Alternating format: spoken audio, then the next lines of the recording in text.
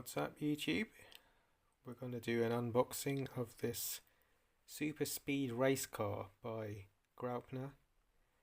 I'm not sure the year, but it's at least 30 years old. This is the first time I've opened the box, and let's just have a look at this retro RC. Now, back in this era, 1/12 was what was sold as the hobby grade RC size. We'll get some dimensions on it to show you what that translated to. So this is a hobby grade RC. They've called it expert racing type. 4-channel, proportional. It's made by Graupner, who's still about today, a huge company in RC. And this was model number 4979. Some specs on the outside and some English writing. Factory assembled fiberglass chassis, built-in Mabuchi 540 motor. So a big motor for the time. I know 540 became prominent, but in 1/12 scale they often use smaller ones.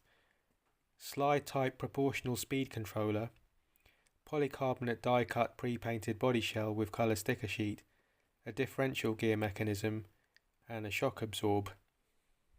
Just a shock absorb for front steering. Special racing sponge tyres, moulded die cast front axle and extra gears. And we've got some specs here. You can just zoom and read those. Sorry, pause and read those. Box is quite battered. Nice looking Porsche there with a big wing.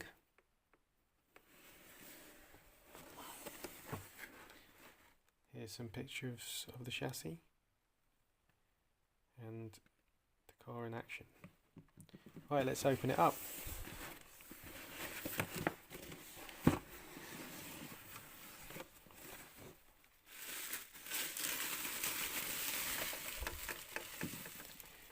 Ooh.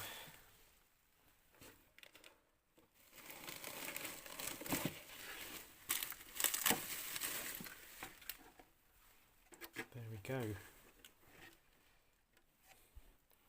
Actually, let me just move the box and stuff out of the way.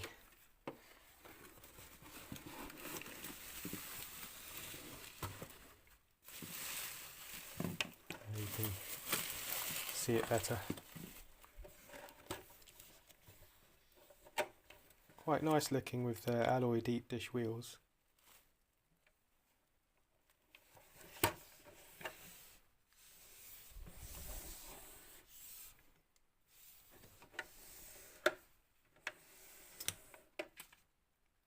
So yeah, if you were a young boy back in this day, this is what you wanted. Or a young man, I dare say, or a middle-aged man who wanted to race with his friends. This is what hobby grade RC was. Anyway, that's quite a nice looking body. I don't know how that translates to realism for the Porsche Turbo it's based on. Can't recall the Porsche looking like this too much.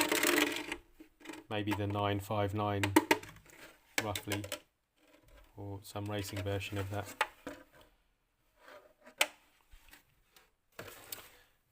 Right, and here we go.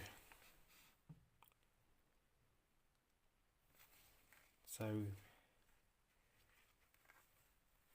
first to note, I often found with these old RCs is the flex was just crazy. I mean, just look how easily and much that flexes. But I guess that was a sort of suspension aspect to it. But yeah, a lot of flex back in the day. Here we've got a linkage and bell crank arrangement, which is still very much in use today. So they were onto that one. And I think this is what they meant by this front wheel shock absorber. Can you see that? There's a little spring there, so it does allow the front wheel to move up a bit, controlled by that spring. However, I believe that's probably too stiff, that's never really going to move before the chassis just flexes. I'm not sure if adjustable. There's an Allen bolt there, so maybe that can be adjusted to be softer. Let's have a quick check.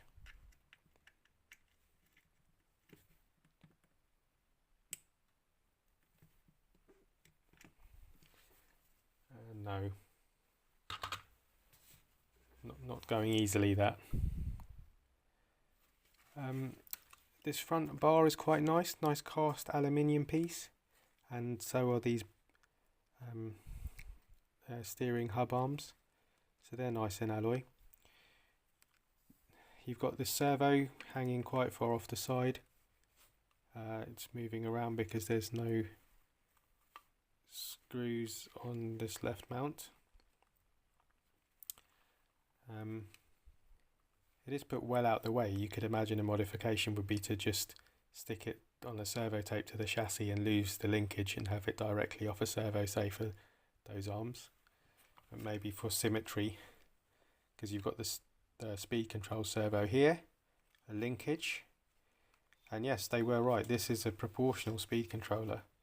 So not like a Tamiya, which has 3 positions, or a Kyosho or Traxxas. This runs over a coil, so the amount of coils controls the resistance within it, which just gets lost in heat, so very inefficient. But it does give you actually proportional speed control. Well, we say proportional, but each coil represents an increment, as opposed to the 3 positions on a Tamiya. And I would imagine these 2 terminals are giving you forward and reverse as well.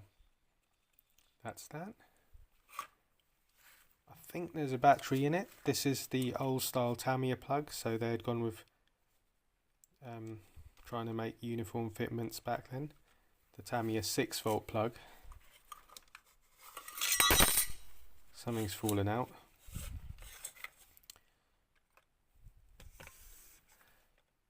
Let's look at the battery. Super NiCad 1200. Some Japanese writing, so I'm not sure if this came with it or this was aftermarket. You've got some sort of plastic fitment there, only on the one side. Not sure if that's to locate it. If you know, let me know. We've got the nice aluminium battery tray, which will be a decent heatsink, and then this 4 on top of it, maybe just again to dissipate heat. Probably isn't the best under that mechanical speed control. In case any of that touched, it would be conductive. Nonetheless. Then we're over onto their 540 motor, which has long remained the convention in RC, that size of motor. Suited to the duty cycle of radio control usage. And that's directly driving the axle. And they talked about a differential. Yes, it has got a differential built in there. I think you can see it all at work there actually. If you look down here, let's try and get a better view. Can you see those gears? The gears are all exposed, but it is a differential arrangement. Maybe you can see it better there. So that's pretty cool. And I think these are alloy wheels. They're an all aluminium wheel. The axle seems to be running on bushings here, not bearings.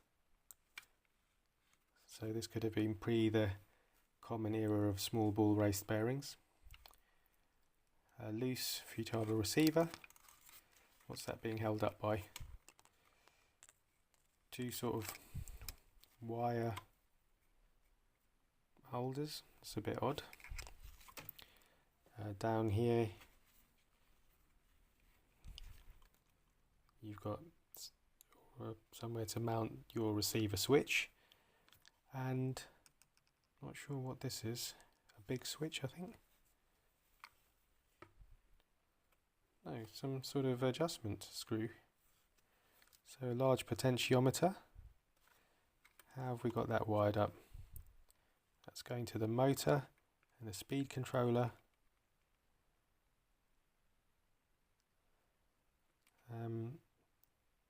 And that is not that straightforward to see what that's doing. So if anyone knows, let me know in the comments. Seems to be an adjustable potentiometer. You've got two wires coming out of it. One wire goes to the negative terminal in the motor, and that terminal continues to the speed controller, and the other wire goes to another terminal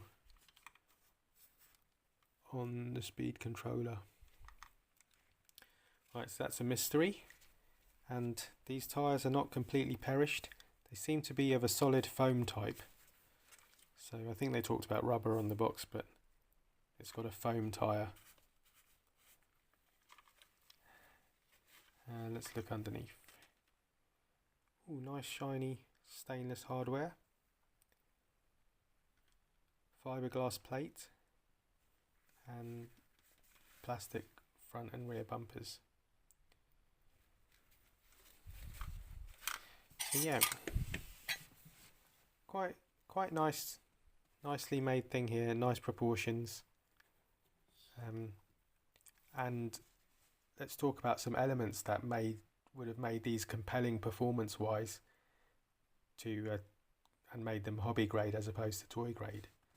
So you've got an actual steering system that's proportional, because the servo will only move it as much as your controller is moved, and that gives you much more accurate control over steering, whereas a lot of toys would just have an on-off, either left, right. You couldn't have anywhere in between or really adjust it. You've got that, it's low duty by today's standard, but in this day this would have been a high power setup. So these things would have moved dynamically and felt to be, hugely quick versus any kind of toy you could buy. There's a pretty big hot motor to put in a small model like this, and to have proportional speed control and rechargeable batteries meant you could actually just use it and get better at using it, and then give your friends a race or so. The differential as well, that's a significant improvement in dynamic ability. So having a differential and proportional steering meant that you could, it would drive like a real car, but from the point of driving an RC car, you could actually put it where you wanted it. It wouldn't just be jerky. You could actually use precision and skill to steer and enjoy using the vehicle in a rewarding way, where it would dynamically look to be driving very well. And of course, the small screws and bolts mean that parts are replaceable, modifiable, changeable, and we said already we could move things like the servo to here to change weight distribution. When electronic speed controllers came out, you could remove all that bit, change the motor, change your gearing. And yeah, that was the fun way of playing RC back in the day here. The negatives, though, we'll talk about is this chassis flex situation. So they've gone through the effort of putting this suspension on these front spindles. These front spindles, can you see that moving? The whole hub is moving up a little bit, controlled by that spring. But in reality, when you went over a bump, let's try and simulate a bump here. It's just flexing the chassis, so it's much more likely the chassis would just flex to absorb anything than before that spring got activated. Although they are freeing up a little bit now, and if you put softer ones in and maybe made some adjustments to control that movement, that would be working better. There is a lot of flex everywhere, but again, you could sort of tune that with some braces here and there, maybe get some stiffness where you wanted it. But that concept of entire chassis flex as your suspension, especially using composite materials, which do provide an element of damping. It's not just springing and bouncing completely uncontrolled. There is a damping element to it. That carries on in pan cars made now and competition pan cars of today. Often with a lot of specific shapes and adjustments to make on the chassis so you can control it. But this type of suspension would have dynamically aided this vehicle when driving.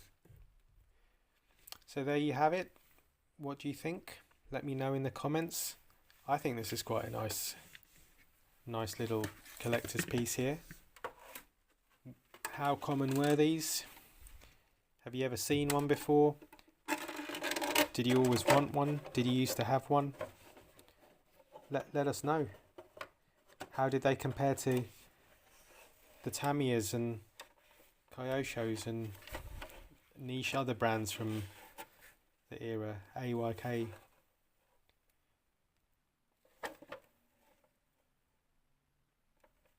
Graupner Porsche Turbo.